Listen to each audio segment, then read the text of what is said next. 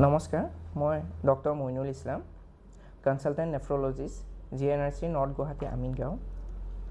প্ৰতি বছৰে মাৰ্চ মাহৰ দ্বিতীয়টো বৃহস্পতিবাৰে আমি ৱৰ্ল্ড কিডনী ডে অৰ্গেনাইজ কৰোঁ। এই বছৰৰ থিমটো হৈছে kidney health for all, caring for the patient, protecting the planet. Kidney বেমাৰটো প্ৰথম অৱস্থাত সাধাৰণতে ধৰা পৰা নহয়। সেইকাৰণে কিডনী বেমাৰটো ধৰা পৰিবৰ কাৰণে আমি সজাগ হোৱাটো দৰকাৰী হয়।